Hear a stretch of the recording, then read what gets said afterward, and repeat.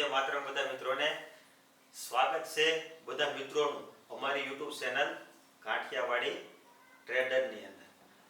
તો આપણે જે છે મિત્રો ટ્રેડિંગ વિશે વાત કરતા જ હોઈએ છીએ. આજે મારે તમને અલગ વાત કરવી છે કે જે છે કેમ કે ઘણા બધા મિત્રોને છે ટ્રેડિંગમાં રસ હોય છે, ઘણા બધા મિત્રોને ટ્રેડિંગની જગ્યાએ કંઈક અલગ ધંધો બિઝનેસ કરવામાં રસ હોય છે.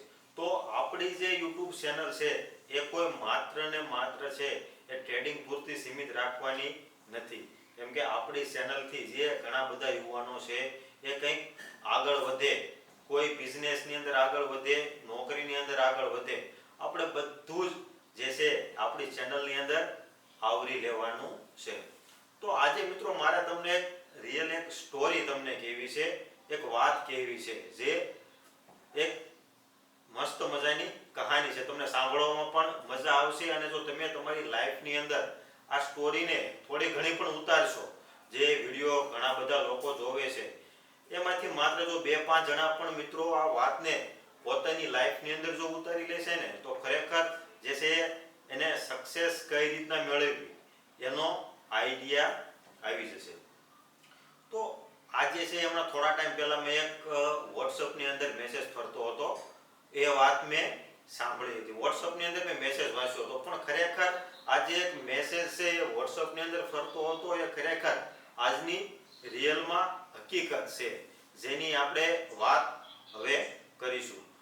તો એક ભાઈ છે જે મુંબઈ બાજુ જે છે એ જઈ રહ્યા હતા ટ્રેનની અંદર. આપણે જેમ નોકરી કરતા હતા, પગાર 20-25 હજાર ભાઈનો પગાર હતો, એમને જે છે આખો મેસેજ ટાઈપ કરેલો છે. આજે તમને એની વાત કરવાની છે. તો એ ભાઈ જે છે એ મુંબઈ જઈ રહ્યા હતા. તો ટ્રેનની અંદર રસ્તામાં એમને એક સમોસાવાળા ભાઈ મળે છે. સમોસા દરરોજ ટ્રેનની અંદર વેચતા હોય છે. તો આ ભાઈ તો જે નોકરી કરતા હતા તેની સેલેરી જે 20-25 હજાર સેલેરી હતી, એટલે નોકરી કરતા હોય એટલે સ્વાભાવિક છે કે ઇનબિન કરેલું હોય ને એટીકેટીમાં હોવાના છે. તો સામે એક ભાઈ જે છે એની હાથમાં મોટો થેલો હતો, લગર વગર કપડાં હતા, કપડાની અંદર દાગ પણ પડેલા હતા. એટલે ઓલા ભાઈને, નોકરીવાળા ભાઈને એવું લાગ્યું હું મારો થોડો રોફ એમને બતાવું. એટલે ઓલા ભાઈને જોઈને પૂછ્યું, થાકી ગયા લાગો છો કે લો પાણી પીવો. ભાઈએ પાણીની બોટલ એ ભાઈને આપી અને જે ઓલા ભાઈ હતા સમોસાવાળા એમને પરસેવો લૂંછતા થોડું પાણી પીધું. ભાઈએ પૂછ્યું કે તમે થાકી ગયા લાગો છો? ઓલા ભાઈ વાહ, થાકી તો ગયો છું, પણ આજે હું બહુ જ ખુશ છું, કેમ કે આજે મારા જે સમોસા હતા એ બધા સમોસા વેચાઈ ગયા છે, એટલે હું આજે બહુ ખુશ છું. તો ઓલા ભાઈને જે લાંબુ સફર કરવાની હતી, લાંબુ જવાનું હતું, એટલે ઓલા ભાઈએ થોડું એવું લાગ્યું કે નહીં, વાતચીત અમે બંને કરીએ તો મારો સમય છે એ પણ પસાર થઈ જાય ને હું પણ આ ભાઈને કંઈક હેલ્પ કરી શકું, એને આગળ કઈ રીતના વધુ એના વિશે થોડી માહિતી આપી શકું. ભાઈએ એવું વિચાર્યું. તો ભાઈએ પૂછ્યું, નોકરી જે કરતા તે ભાઈએ સમોસાવાળાએ ભાઈને પૂછ્યું કે તમે દરરોજના કેટલા સમોસા વેચો છો, કઈ રીતના તમારું આમાં ગુજરાન ચાલે છે? તો જે સમોસાવાળા ભાઈ હતા એમને જવાબ આપ્યો કે સાહેબ શું કરવું, ધંધો તો કરવો પડશે ને, આમના ગુજરાન છે એ ચાલ્યા, મારું જે ગુજરાન છે એ ચાલ્યા કરે છે. તો ઓલા ભાઈએ પૂછ્યું તમે દરરોજના કેટલા સમોસા વેચો છો?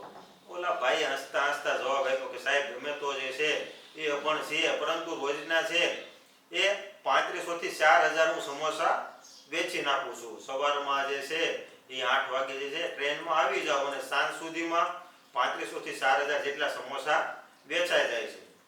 ઓલા ભાઈ એની વાત જે છે શાંતિથી સાંભળતા હતા.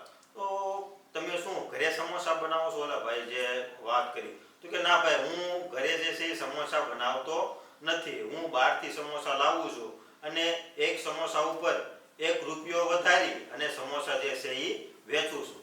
આ સાંભળતા જ જે ભાઈ 25,000 ની નોકરી કરતા હતા, સૂટ બૂટ ને ઇન્સર્ટમાં હતા, એ ભાઈ આશ્ચર્યચકિત થઈ ગયા. શું વાત છે કે 3500-4000 રૂપિયા દરરોજના તમે કમાવશો? કેમ કે 3500-4000 સમોસા વેચે છે, એક સમોસા ઉપર 1 રૂપિયો એનું કમિશન લે તો તો આરામથી 3500 થી 4000 મંથ પૂરો થતા કમસે કમ 1 લાખ રૂપિયા ઉપર જે છે એ ભાઈ કમાવી જતા હોય છે. આ સાંભળતા જ તે જે નોકરી કરતા હતા એ ભાઈના હોશ ઉડી ગયા. એ ભાઈને સમજાણું કે હું તો માત્ર ને માત્ર 25,000 ની નોકરી કરું છું અને આ ભાઈ સમોસા વેચતા વેચતા મહિને 1 લાખ રૂપિયાથી પણ વધારે કમાવી લે છે. આ સાંભળતા જ આ ભાઈના જે છે એ હોશ ઉડી ગયા અને જે છે એને નોકરીનો અને સૂટ બૂટનો ઠાઠ હતો એ ધીમે ધીમે ઉતરવા લાગ્યો. બસ એવામાં જ તે ઓલા ભાઈનો જે થોડી વારમાં જ તે જે વાત કરતા હતા એવામાં અચાનક ફોન આવ્યો. ભાઈએ છે પોતાના ખિસ્સામાંથી ફોન કાઢ્યો અને ઓલા ભાઈએ મોબાઈલ જોયો તો જે આપણો સાદા મોબાઈલ આવે સેમસંગનો સાદો મોબાઈલ હતો અને વાતચીત કરી અને મોબાઈલ પાછો એ ખિસ્સામાં મૂક્યો અને વાત કરતા કરતા સમોસાવાળા ભાઈએ જણાવ્યું કે શું કરું, હું ભણેલો નથી, અભણ છું, મને એન્ડ્રોઈડ કે આવા સારા મોબાઈલ વાપરતા આવડતું નથી એટલે હું આવો સાદો મોબાઈલ વાપરું છું. આટલી વાત કરી ત્યાં ઓલા ભાઈએ પાછો પ્રશ્ન કર્યો, તો તમે દર મહિને આટલા બધા પૈસા કમાવશો તો તમે આ પૈસાનું કરો છો શું? તો ઓલા ભાઈએ હસતા હસતા ફરીવાર જવાબ આપ્યો કે સાહેબ, હું જે પૈસા કમાઉં છું એમાંથી મારા એક મિત્ર છે એ મને થોડી ઘણી એક માહિતી આપી કે થોડું ઘણું રોકાણ છે મારું LIC માં કરું, SIP માં કરું, તો આ રીતના હું મારું જે થોડું ઘણું રોકાણ છે એ અલગ અલગ જગ્યાએ કરું છું અને આજથી જે છે 5 વર્ષ પહેલા એક 20 લાખમાં મેં પ્લોટ લીધો હતો. અત્યારે એની કિંમત થોડા દિવસ પહેલા 50 લાખ જેટલી થઈ. તો મેં એ પ્લોટ છે એ પ્લોટ અત્યારે વેચી અને હું બીજી જગ્યાએ બીજા 2 નવા પ્લોટ લેવાનો છું. તો આ રીતના જે છે હું મારું મેનેજમેન્ટ કરતો હોય છું. કઈ જાજુ ભણેલો તો નથી પણ આવું નાનું મોટું હું ગણી અને મેનેજમેન્ટ કરતો હોય છું. અને થોડા સમય પહેલા ગામડે જે છે એ મેં 20 વીઘા જમીન લીધી છે અને એ પણ અત્યારે જે છે એ કોઈ ભાગ્ય આવે તો હું ભાગ્યને જે ભાગે વાવવા માટે આપી દઉં છું.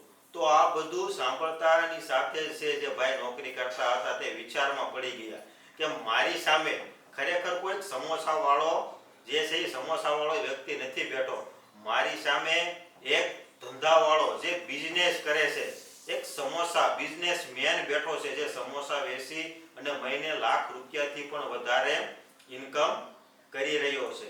અને આ સાથે સાથે જ હું મારે એક દીકરો અને દીકરી છે. જે દીકરો છે એ 10મા ધોરણમાં ભણે છે અને દીકરી છે એ 8મા ધોરણમાં ભણે છે અને બંનેને હું મારી જે લાઈફ છે એની સાથે સામ્યતા કેળવી અને બંનેને ભણાવતો જાઉં છું. આટલી જ વાત કરી ત્યાં ફરીવાર કોઈનો ફોન આવે છે અને ફોનમાં વાત કરતા કરતા બસ પહોંચવામાં છું, થોડી વારમાં ઘરે પહોંચું છું. આટલી વાત કરી ત્યાં સ્ટેશન આવી ગયું અને ઓકે ચાલો મળીએ ક્યારેક બીજી વાર એમ કહી અને ઓલા ભાઈ સ્ટેશન આવતા ઉતરી ગયા. આ બધી વાત સાંભળી અને જે ભાઈ નોકરીવાળા ભાઈ હતા એ એકદમ સ્તબ્ધ થઈ ગયા અને શાંતિથી 5 મિનિટ બેસી અને વિચાર કરવા લાગ્યા કે ખરેખર કે આજના યુવાનો જે મારી જેવા યુવાનો છે, તમારી જેવા જે બધા યુવાનો છે એ નોકરી નથી મળતી, આમ છે તેમ છે, ઘણા બધા બહાના બનાવતા હોય છે. તો એમને એટલું જ કહેવાનું કે ખરેખર જો તમારે કોઈ નોકરી કરવી હોય કે કોઈ ધંધો કરવો હોય તો શરમ સંકોચ છોડી દો અને તમે કોઈ પણ કામ કરશો તો આરામથી તમે મહિને છે 25,000, 30,000, 50,000 આરામથી કમાવી શકશો. જો એક સમોસા વેચવાવાળા ભાઈ જે છે એ આ રીતના આટલું જે છે એ કમાવી શકતા હોય તો આપણે તો ભણેલા ગણેલા છીએ, એજ્યુકેટેડ પર્સન છીએ, તો આપણે તો એનાથી ખરેખર જો મહેનત કરીએ તો એનાથી પણ વધારે કમાવી શકીએ. પણ ખરેખર જરૂર છે મહેનત કરવાની અને કેવી મહેનત? હદપાર મહેનત કરવાની તમારામાં તૈયારી હોવી જોઈએ, હદપાર મહેનત કરવાની તમારામાં આવડત હોવી જોઈએ. દરેકની પાસે લાઈફની અંદર મિત્રો દિવસના 24 કલાકનો સમય હોય છે પણ એ 24 કલાકનો સમય છે એને કઈ રીતના મેનેજ કરવો અને કઈ રીતના આગળ વધવું એ આપણા હાથમાં છે. તો મિત્રો એટલું જ કહીશ કે જે લોકો જે યુવાનો કહે છે કે મારી પાસે નોકરી નથી, આમ છે તેમ છે, એવા બહાના બનાવે છે, તો જો તમે 6 મહિના તમારી જાતને આપી દો, શીખવા ઉપર ફોકસ કરો, કોઈ પણ જે છે એ લર્નિંગ તમે કરો કોઈ પણ ટોપિક ઉપર, અને એને તમે 6 મહિના કે 1 વર્ષ આપી દો તો આરામથી મિત્રો તમે છે એ તમારું એક આવકનો સ્ત્રોત ઊભો કરી શકો છો.